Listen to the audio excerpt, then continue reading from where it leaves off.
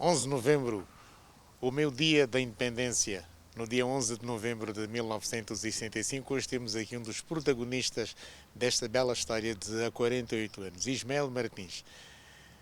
Embaixador, político, diplomata, foi ministro das Finanças, governador do Banco Nacional de Angola, mas começou a sua serventia pública depois da proclamação da independência nacional no gabinete do primeiro presidente de Angola, o Dr. António Quixoneto. Dr. Ismael Martins, é um prazer. Onde é que estava no dia 11 de novembro de 1975? Olha, no dia 11 de novembro de 75, nós, durante o dia, naturalmente estávamos a trabalhar com o Presidente Neto e na noite, já antes da proclamação, fazemos a marcha de carro com ele, Presidente Neto, e a caravana em que estavam incluídos amigos meus, colegas nossos do gabinete da presidência, que exerciam funções no gabinete em direção à praça do 1º de Maio, à noite já. E ao chegarmos, porque a proclamação estava para ser feita quase à meia-noite, ou à meia-noite, então próximo a esta hora, então fizemos a entrada nossa acompanhando o Presidente Neto à tribuna do 11 de novembro. Ali na tribuna, no dia 11 de novembro, às 0 horas, a Quixoneto a proclamar e várias figuras que depois acabariam por integrar o primeiro governo da Quixoneto. Nota-se aqui na fotografia que o Dr. Ismael Martins está mesmo por detrás de Quixoneto, num espaço visível. Como é que foi feita a organização? O protocolo de Estado funcionou naquele dia? Porque todos queriam estar ao lado do Presidente. Bom, eu acho que o protocolo ali funcionou fundamentalmente para as visitas que estavam conosco, que vieram para a proclamação da independência, e nós que estávamos próximos do Presidente Neto, alinhámos-nos naturalmente próximo a ele, na leitura da proclamação, e o protocolo aí não teve muito a fazer, e no protocolo estava naturalmente o nosso Hermínio Escórcio, a orientar onde deveríamos estar para presenciar e participar diretamente naquela noite, num ato heroico para todos nós.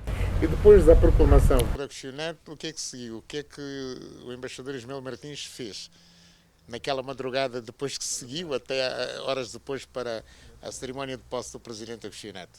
Olha, logo a seguir a proclamação da independência, a euforia era tal, todos, nossa naturalmente, mas toda a população que estava presente na praça, e não sei quem foi que lançou a ideia, vamos ao Palácio. Então marchamos todos nós a pé da praça, 1º de Maio, ao Palácio, na Cidade Alta, onde o Presidente Neto faz uns pronunciamentos já na qualidade de Presidente proclamado Presidente da República, não? E é para lá que vamos, e nós acompanhamos. Não sei se chegamos, sim, fomos de carro, porque estávamos com ele, a caravana saiu, mas o resto da população saiu toda, uma boa parte da população saiu correndo para o Palácio.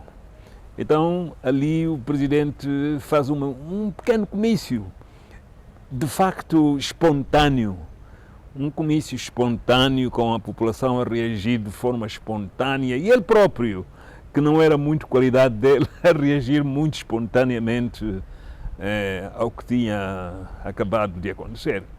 Deixa-me dizer que, enquanto fazíamos isso, nós escutávamos à distância o troar dos canhões em Kifangondo.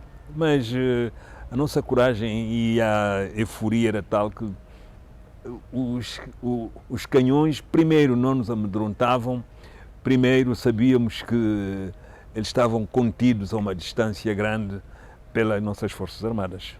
Embaixador, em fevereiro de 1976 vai ser nomeado para o gabinete do presidente. Temos aqui a fotografia, embaixador Ismael Martins, Hermínio Escórcio, Afonso Vanduna Mbinda, Paulo Teixeira Jarres e a dona Guiomar Dias. Portanto, este é o primeiro elenco, Hermínio Escórcio, obviamente, a tomar posse também como responsável pelo protocolo. Foi uma seleção criteriosa de Agostinho Neto. Eu acho que sim. Neto, neste aspecto, ele era muito cauteloso. Ele escolhia bem os homens que o deveriam rodear.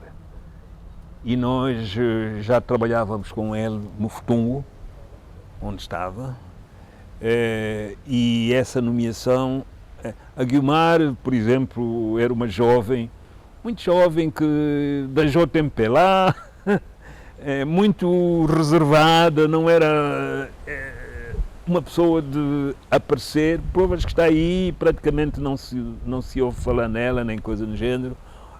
O Escórcio era o homem de Luanda, o que, no fundo, abria as portas de Luanda. Foi o Escórcio quem vai ao palácio receber as chaves do pessoal ainda do governo, digamos, colonial.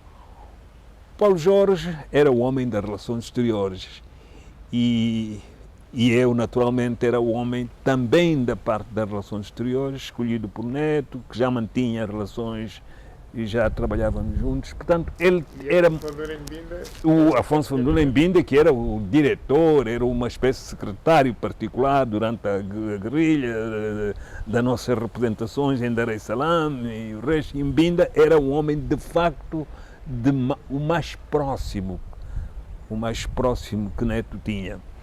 Então, esta escolha foi feita diretamente por ele, sem influências de ninguém. Eram as pessoas em quem ele depositava uma certa confiança.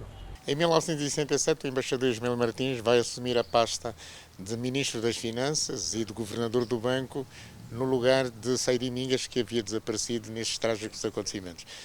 Como é que surgiu o convite do presidente Agostinho Neto para ocupar o Palácio da Mutamba, como se diz, o edifício das finanças? Olha, eu lembro-me bem que Neto chama-me. Nós tínhamos já as condições criadas com uma moeda já impressa, já feita e acompanhada por um núcleo muito reservado. A troca da moeda tinha coincidido em 77, em janeiro. Exatamente, mas as condições estavam criadas. A moeda foi impressa na Jugoslávia. Nós tínhamos cá uma equipa de jugoslavos que tinham acompanhado esta missão. Tínhamos alguns cubanos já a trabalhar também. Mas Neto chama-me e diz-me: olha, Ismael, nós vamos criar o Banco Nacional e tu deves ir para o banco, tu é que deves ir para o Banco Nacional. E eu viro-me para o Presidente Neto e digo: mas, Presidente Neto, o Banco Nacional, eu nunca fui bancário, nunca trabalhei em banca, mas teremos que ver como é que iremos organizar isso. E ele diz: não, isto não é para... E eu vou pensar. E ele diz: não é para pensar, é para ires para o Banco Nacional. Tens alguma formação económica, financeira, lá fora, e és de facto a pessoa que deves ir para o banco. E eu, fui para o banco. Mas vai primeiro para o banco ou vai primeiro para o Ministério das Finanças? Não, vou primeiro para o banco. Primeiro para o Banco Nacional ou para o governador? Eu fui o primeiro governador do Banco Nacional, quando o banco é criado. O banco é criado com a minha ida para o Banco Nacional. E lá estou.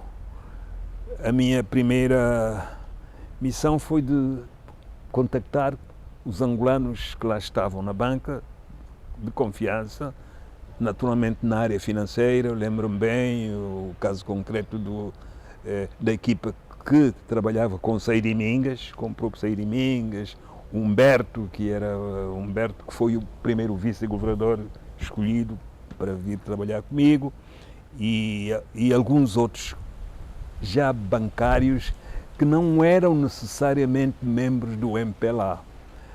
Não foi esse o critério seguido para encontrar as pessoas que me iriam acompanhar no banco, mas eram angolanos de confiança, sérios, respeitados. Vou dar algum exemplo. O Sr. João Jardim, pai da Fátima Jardim, o Pérez do Amaral, o Cerqueira, o Castilho, e da malta jovem, do pessoal jovem que estava na banca na altura, eram os que integravam, esses sim eram já simpatizantes ou membros do MPLA, que estavam na banca e integravam a comissão sindical, porque era preciso ter alguém que nos desse a informação certa de quem é quem, e foi mais ou menos nesta base. Então fui para o Banco Nacional, fizemos a troca da moeda, aí mais uma vez uma operação bastante bem preparada, com apoio de gente que já havia feito. Eu refiro-me aqui muito concretamente, para além destes angolanos bancários que já lá estavam, refiro-me também os cubanos que tinham feito troca da moeda em Cuba. Era importante ouvir as experiências e fazer coisas que já tinham dado certo. E foi assim que nós fizemos. E depois surge o Ministério das Finanças em 77. Em 77 tivemos a infeliz situação do 27 de maio, Saí de Mingas é morto e eu recebo ordens, mais uma vez, do Presidente Neto para acumular as finanças e a banca. O que era incompatível, não é possível fazê-lo, são duas funções perfeitamente definidas. E eu sugiro então ao Presidente Neto que seja indicada uma figura para poder cobrir o lugar nas finanças e outro na banca. Aí foi indicado o Zezinho de Carvalho, José Vítor de Carvalho, que era Ministro das Pescas na altura, também Secretário de Estado, era Secretário de Estado das Pescas, e é então convidado para poder, muito próximo, nós éramos muito próximos um do outro, muito amigos, e então o Zezinho de Carvalho assume as funções de governador do banco e eu então passo para as finanças. E quanto tempo mexeu das finanças? Eu fiquei nas finanças 5 anos, de 77 a 82. Em 82 então saio, vou para o Ministério do Comércio Externo. Como Ministro do Comércio Externo. Na altura havia dois ministérios, Comércio Interno e Comércio Externo. E eu vou para o Comércio Externo, que era um... Comércio Interno com Beto Van Dunen? Não. Beto Van Dunen assume o Ministério das Finanças mais tarde. Do comércio. Comércio Interno. Quem vai para o Comércio Interno na altura é o Adriano dos Santos. Ministro do Comércio Interno, fica um tempo, depois é substituído pelo Beto Van Dunen mais tarde. Sr. Embaixador, naquela altura, em 1982, começam também já algumas mudanças, digamos assim, que vieram a conduzir-nos ao Programa de Saneamento Económico e Financeiro, para aderirmos ao Fundo Monetário Internacional. Perfeitamente. O Sr. Embaixador depois sai para o Banco Africano de Desenvolvimento. Sim. Nós tínhamos o Programa do Saneamento Económico e Financeiro, que era feito por uma equipa do Ministério das Finanças, do Ministério do Comércio Externo, também nós participávamos, e do Planeamento, e do Banco Nacional. Eram os órgãos da economia que estavam a trabalhar neste programa. E, bom, trabalhamos nela até que eu saio do Ministério do Comércio Externo e vou, assim como disse, para o Banco Africano de Desenvolvimento como administrador no banco. O Banco Africano de Desenvolvimento, nessa altura em que o Sr. Embaixador vai para Abidjan, começa a desenvolver então políticas de parceria com o governo de Angola? Exatamente.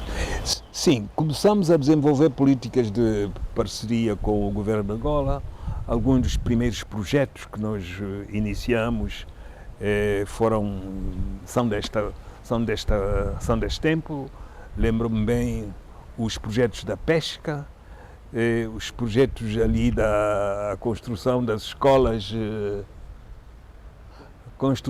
escolas, ali na Praça 1º de Maio, aquele Instituto de Economia, Instituto em Malange, vários projetos são iniciados mais ou menos nesta fase.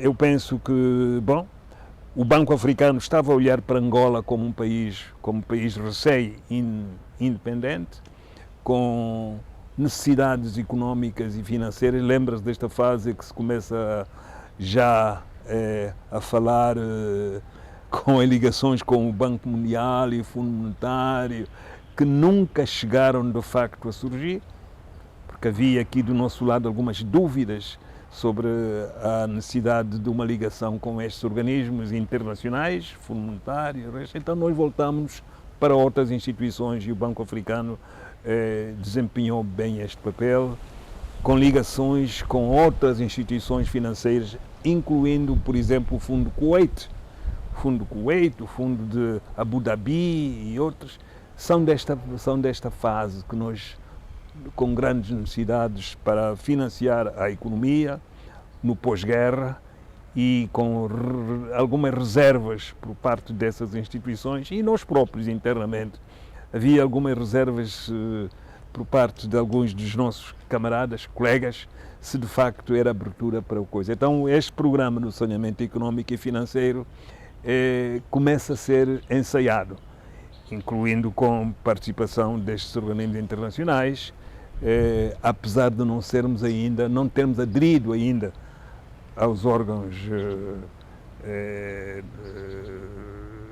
digamos, multilaterais, como o Fundo Monetário e o Banco Mundial, surge mais tarde.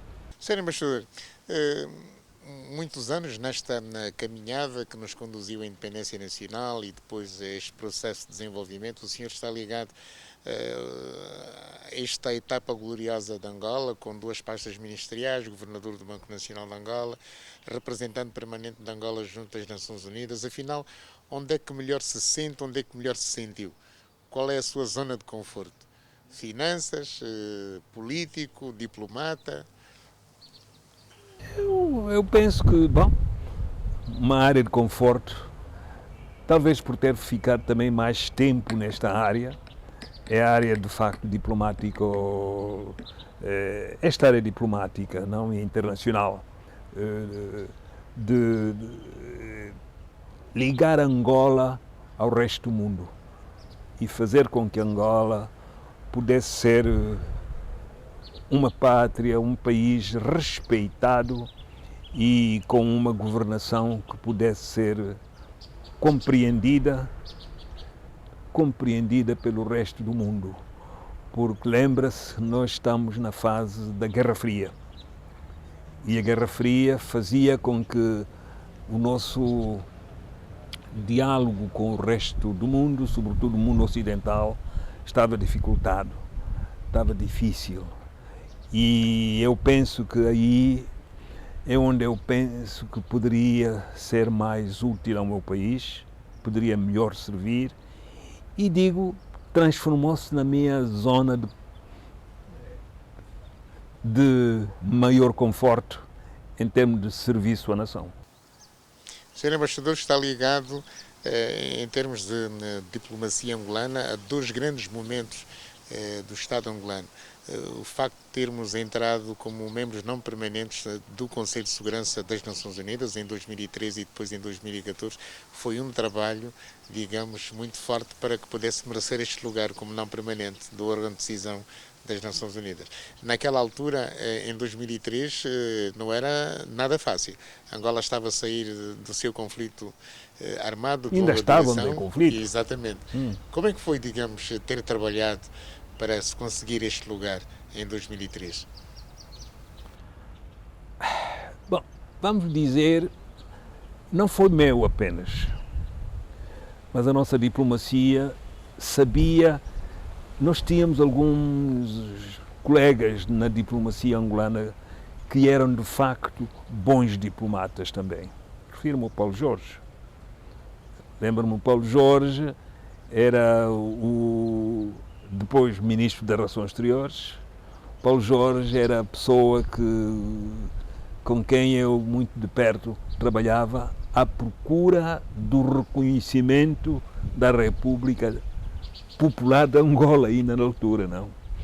E a necessidade de esgrimir com os países do mundo ocidental, que tinham alinhado um pouco naquela ideia de que este é um país próximo ao mundo socialista, e esta era uma etiqueta que era necessário fazer mudar. E aí o trabalho da diplomacia era importante. Eu lembro-me, em 2003, nós fomos eleitos, só para dar um exemplo, quando fomos eleitos para o Conselho de Segurança pela primeira vez, nós tínhamos, primeiro, rivais africanos, entre eles a África do Sul, sobretudo a África do Sul, que tinha acabado de, digamos, ascender a país livre do apartheid, e com uma diplomacia muito ativa, porque tinha o resto do mundo com a simpatia com o Mandela e com tudo, não? Mas nós tivemos que saber apresentar Angola como o país de facto merecedor deste lugar como representante da África.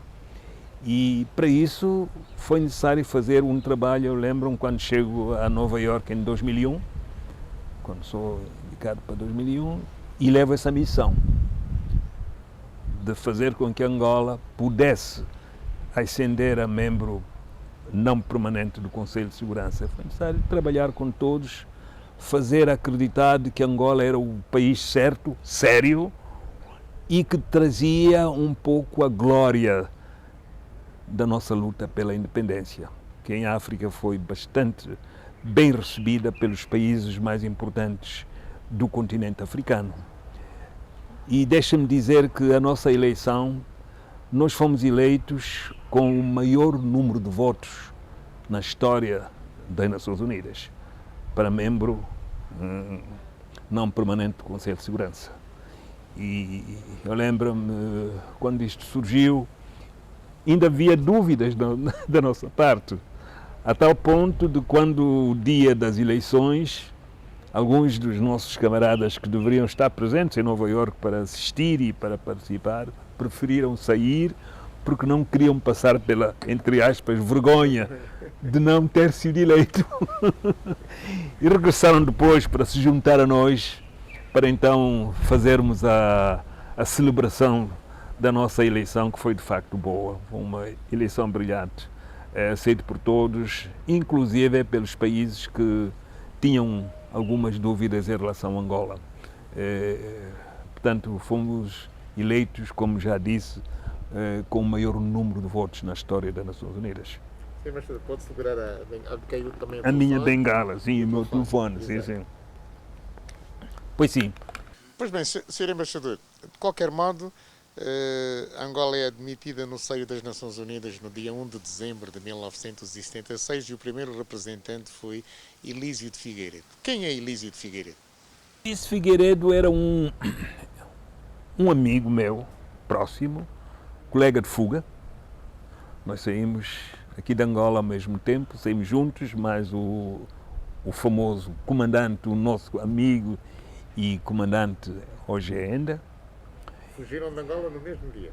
Nós saímos juntos a partir do Sambizanga para fora de Angola. E eu penso que, portanto, o Elísio sai, vamos para o Congo, em direção ao Congo, saímos acompanhados numa caminhoneta, mascarados, entre aspas, de trabalhadores que iriam para o norte de Angola à procura de emprego, vestidos como deveríamos estar, para iludir a polícia e a vigilância policial, e chegamos ao Congo. Nós saímos daqui antes do 4 de fevereiro, ligeiramente antes do 4 de fevereiro. Tomamos conhecimento do 4 de fevereiro já após a nossa chegada ao Congo. E o Elísio era daqueles elementos que ele gostava de rádio, seria um dos vossos colegas, não? O Elísio gostava de rádio. E mesmo no Congo, quando chegamos ao Congo, ele chegou a ser também locutor da Rádio Leopoldville.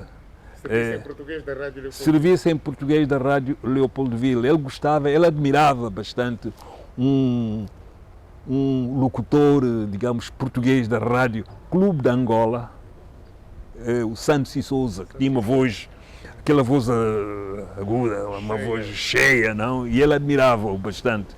E com isso ele foi treinando, ele próprio, ele hoje mesmo a falar naturalmente, não deixa de ser o homem de rádio, quer dizer, o locutor.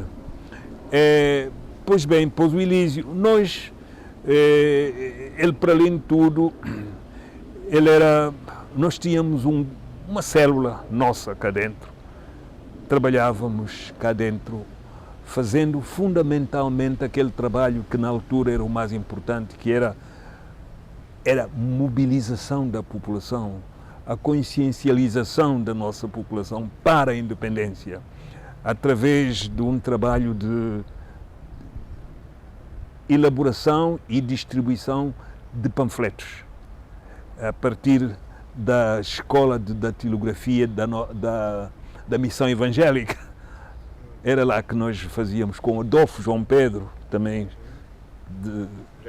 Já partiu. Estavam lá revolucionários, não? É verdade. Com Adolfo João Pedro, o Isaac Moisés, os jovens da nossa faixa etária, fazíamos este trabalho a partir da missão, porque os panfletos que eram distribuídos não diziam quem eram os autores, mas dizia uma coisa: ler e passar, vamos lá, era distribuir e multiplicar. Era o que nós fazíamos, era o nosso trabalho. E então fazíamos um outro elemento que também já não vejo há um tempo, que era parte deste nosso grupo, é o Gi de Souza, que chegou a ser secretário de Estado por desporto e depois embaixador em São Tomé. Gi de Souza. Egídio Vieira Dias de Souza. Exatamente, Vieira Dias de Souza, era exatamente ele. Então nós fazíamos este trabalho, que era aquilo que recebíamos como orientações.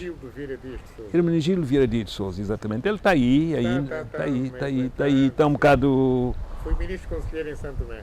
Foi ministro conselheiro, não, foi... Ele foi embaixador também. Não chegou a ser nomeado embaixador. Olha, não sabia. Olha, nem sabia. Bom, de qualquer forma, ele estava ligado ao nosso grupo lá na missão evangélica, diga-se. E então nós fazíamos aqui este trabalho. Então a nossa fuga era necessária. No nosso caso, quer eu, quer o Elísio, tínhamos já os nossos pais presos no processo 50.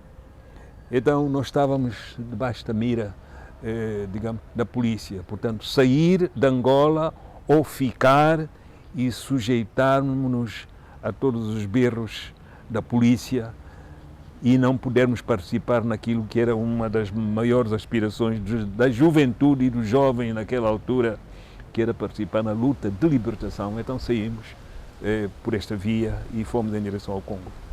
E como é que era hoje a renda? Quem era hoje a renda, a data da fuga com o embaixador e com o embaixador Elísio de Figueiredo? Olha, hoje ainda é um jovem, mais baixo que nós, portanto nem parecia ser o gigante que ele era, o gigante da luta de libertação, mas ele era baixinho, muito baixinho, mas muito determinado, muito corajoso. Ele é que nos dava a coragem, enchia-nos de coragem para enfrentar os perigos que nós vivíamos, mesmo durante a fuga e depois postos lá fora. Não é por acaso que ele foi logo identificado pelos demais camaradas como sendo um homem com as qualidades para poder ser digamos, o comandante das nossas Forças Armadas, não? Portanto, hoje ainda era um jovem que não era ambicioso em termos de riquezas, mas era ambicioso em termos de ideias e alimentava bastante, era um mobilizador, era um grande mobilizador da juventude, quer cá dentro como lá fora. cá dentro, como uma vez depois postos no Congo, a criação das Forças Armadas.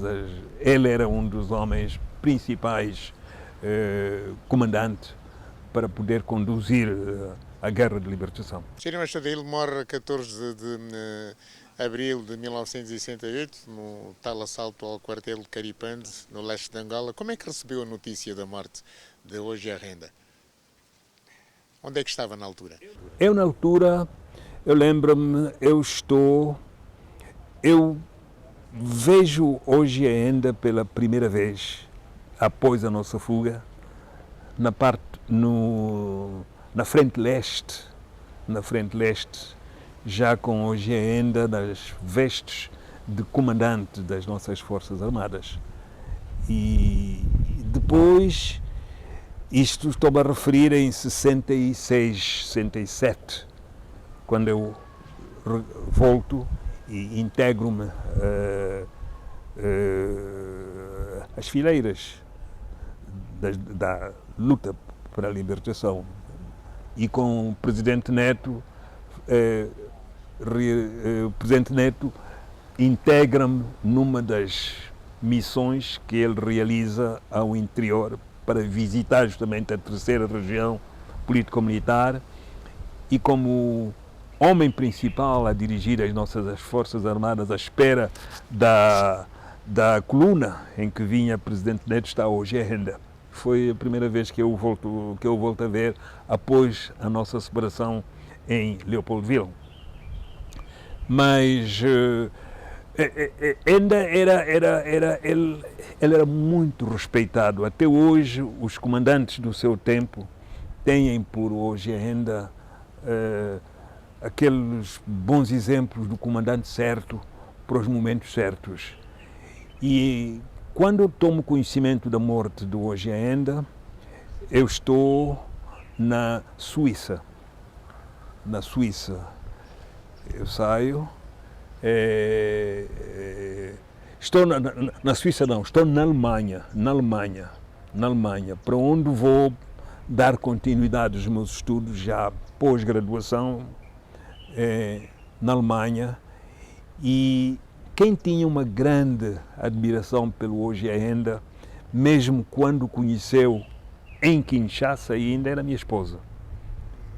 Então nós optamos e decidimos que o nosso primeiro filho, após a morte do Ogia Renda, ao tomarmos conhecimento,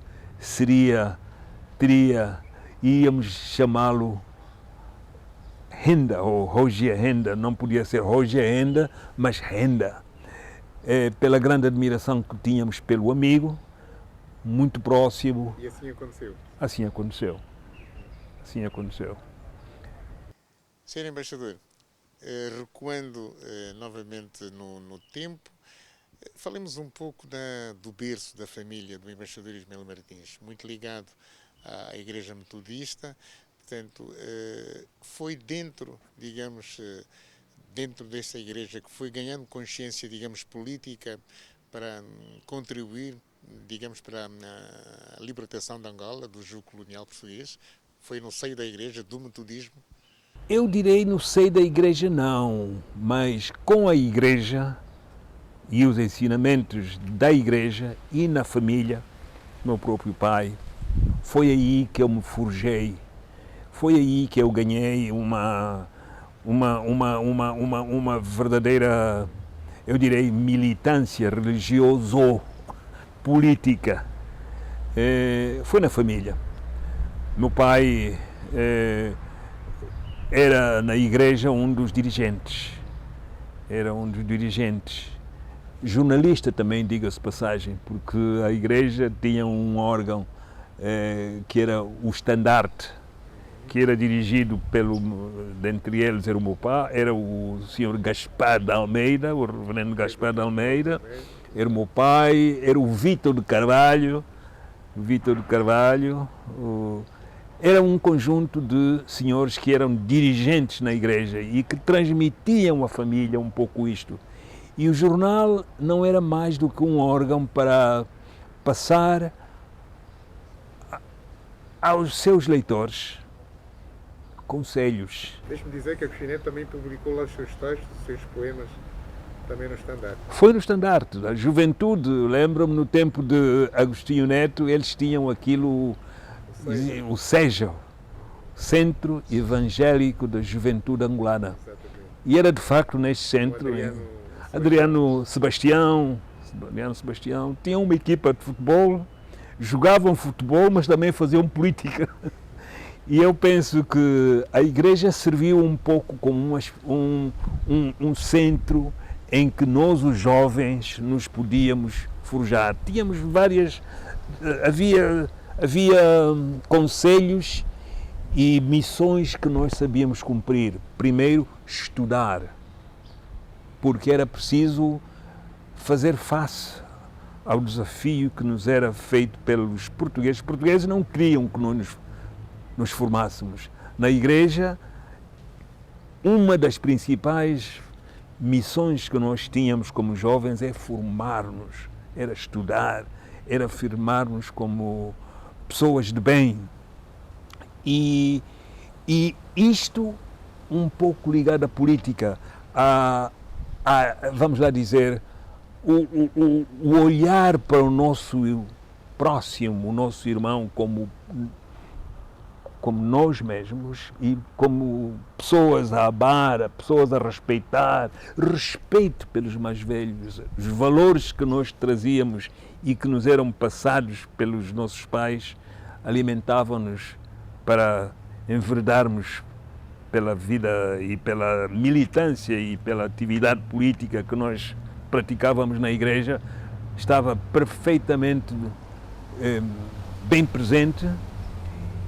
E, bom, não é por acaso que uma gesta de vários dirigentes saíram da igreja, das igrejas, e naquela altura, fundamentalmente, a igreja metodista e a do Sul, com quem existiam umas ligações muito fortes entre os metodistas daqui e os evangélicos do Sul, sobretudo Dondi. E, bom, foi um pouco isto. Sr. Embaixador, há, no entanto, dentro da história da família do Sr. Embaixador, um ano particularmente difícil, que foi 69, a prisão de várias mulheres, que também davam a sua contribuição para a causa independentista. Está ligado também à mãe do Sr. Embaixador. Como é que foi viver este momento, a prisão da mãe do Sr. Embaixador? Eu não estava em Angola na altura. Lembro-me quando prendem a minha mãe, nem meu pai estava presente. O meu pai estava em Cabo Verde, no Tarrafal. E quando ele chega a Angola, toma conhecimento da prisão da minha mãe. Elas eram acusadas, era um conjunto de senhoras que eram acusadas de serem uma espécie de célula principal de apoio à nossa guerrilha aqui da primeira região. Porque elas faziam muito aquilo que era ainda prática corrente de apoio às famílias de maior necessidade, aos mais necessitados. E isto foi interpretado pela PIDE, naturalmente, como sendo um apoio diretamente, digamos, feito à guerrilha. E elas foram presas, acusadas disso, dentre elas, olha, a mãe de Roberto Almeida, a própria mãe do Propilício Figueiredo, a mãe do Desidério Costa, elas foram do Quiambata, elas foram todas estavam todas elas ligadas à Sociedade das Senhoras na igreja e foram acusadas de não fazerem apenas caridade digamos, ao irmão, mas de também fazer apoio, digamos, à guerrilha. Mas, Sr. Embaixador, esta detenção da mãe do Sr. Embaixador fez com que a PIDE apertasse o cerco, digamos, a toda a família? Apertou o cerco à família, naturalmente as minhas irmãs, eram os que estavam presentes, os meus irmãos mais novos, todos os meus irmãos mais novos que cá estavam, sentiram o aperto da polícia, que primeiro porque o pai estava preso, A mãe também foi presa pelas razões que eles invocaram. E o resto da família, para eles, era uma família que estava visada para se ter o olho sobre ela, apertar. E tiveram muitas dificuldades na vida. Só se afirmaram porque, de facto, os ensinamentos que nós recebíamos do nosso pai eram ensinamentos muito claros, muito, eu direi, patrióticos. Mas, em termos de, digamos, de família, nós deveríamos nos juntar para apoio um do outro. O senhor embaixador teve um irmão, creio que mais velho, que também chegou a ministro, Geimel Martins. Sim, sim. O meu irmão, sim, esteve preso também no processo 50, fazia parte daquilo que eles chamavam o grupo dos enfermeiros, com Mendes Carvalho, ele próprio, Vasco Contreiras, era um grupo de vários outros.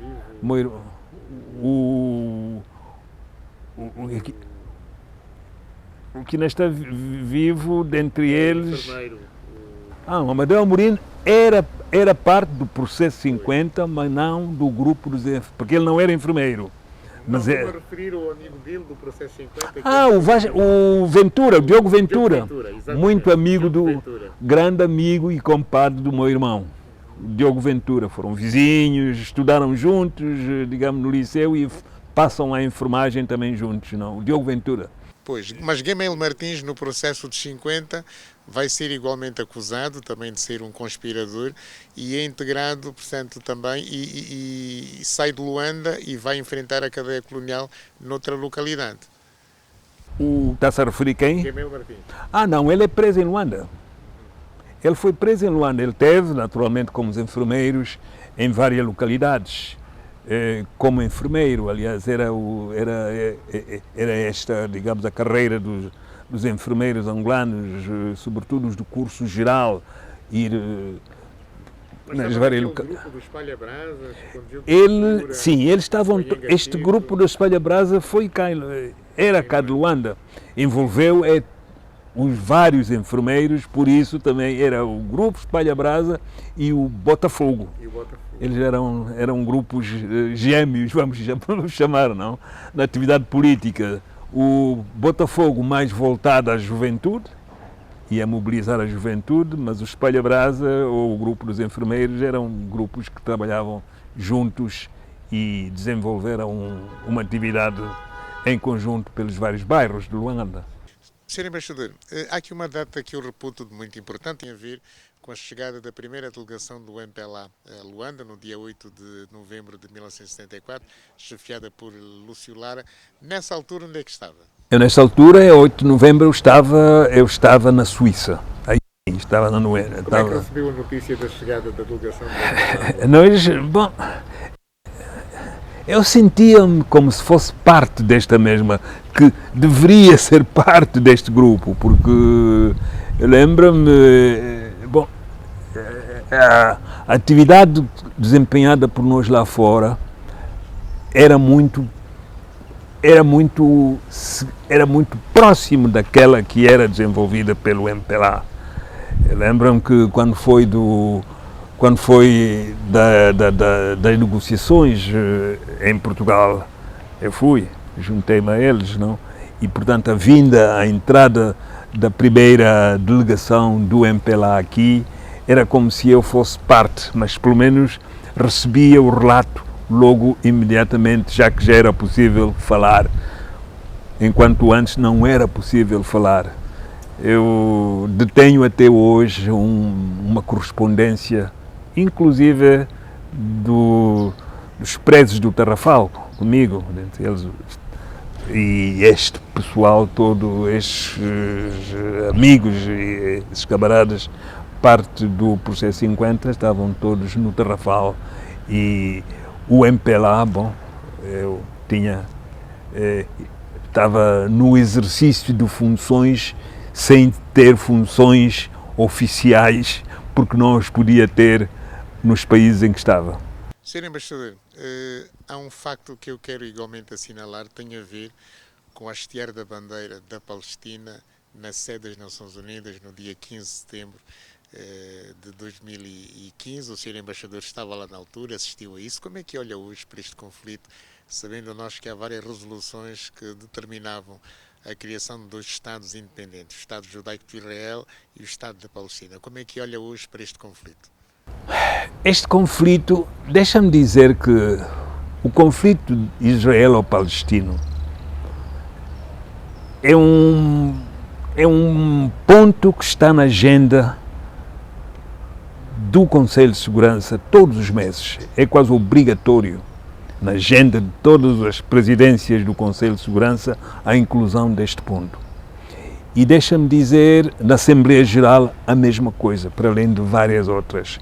E o hastear dessa bandeira da Palestina nas Nações Unidas parecia que tínhamos dado pela primeira vez um passo verdadeiramente em frente. Mas o que estava previsto, e estamos a ver o que se passa hoje, não era nada que se compare ao que deveria e poderia ter acontecido, a criação de facto dos dois Estados. Nós, naturalmente, Angola pronunciou-se sempre favorável, porque era a posição do governo, do MPLA primeiro, mas do governo angolano, o apoio à criação dos dois Estados. E nós éramos uns dos países que apoiava naturalmente a luta do povo da Palestina. E eu julgo que com estes acontecimentos do dia de hoje, com a guerra que voltamos há uns anos atrás, quando houve a grande guerra e a extensão do território de Israel com a política de, digamos, colonização, de colonato. Eu espero que o mundo irá ter um olhar diferente. Um olhar diferente que permita que, de facto, os dois povos possam coexistir, conviver. É possível. Isto acontece em vários outros países onde há israelitas e há palestinos e não há guerra entre eles. É só ir ao Brasil, é só ir aos Estados Unidos. Eu lembro-me, eu tinha vários vizinhos árabes e vários vizinhos israelitas. Os meus médicos eram israelitas, os meus, sei lá. Portanto, é possível conviver. Pensar que não é possível conviver é algo que terá que ser posto de parte. Também digo, o mundo está a mudar. E os apoios que são reservados ao povo, a um e outro, também estão a mudar, com outros meios. E eu tenho a certeza que nós vamos ter que tomar decisões a nível das Nações Unidas que permitam que, de facto, a resolução que foi adotada com a criação dos 12 Estados possam não continuar a ser letra morta, mas que possam, de facto, ter um conteúdo real na vida de um povo e do outro povo. É nosso desejo. Eu, pelo menos, não quero sair deste mundo sem ver algumas transformações nesta problemática. O Sul global está-se a afirmar. O Sul global deixou de assistir e aceitar que decisões importantes ficassem letra morta apenas por não terem o apoio de uma parte deste, não do Sul global, mas da outra parte, contraparte deste Sul global. O Sul global está-se a afirmar. As economias do Sul global estão-se a transformar em economias mais importantes do que as economias do outro mundo. E de certeza que isto vai mudar o mundo. É a minha convicção que isto vai mudar o mundo. Pelo menos em termos de respeito mútuo, um pelo outro.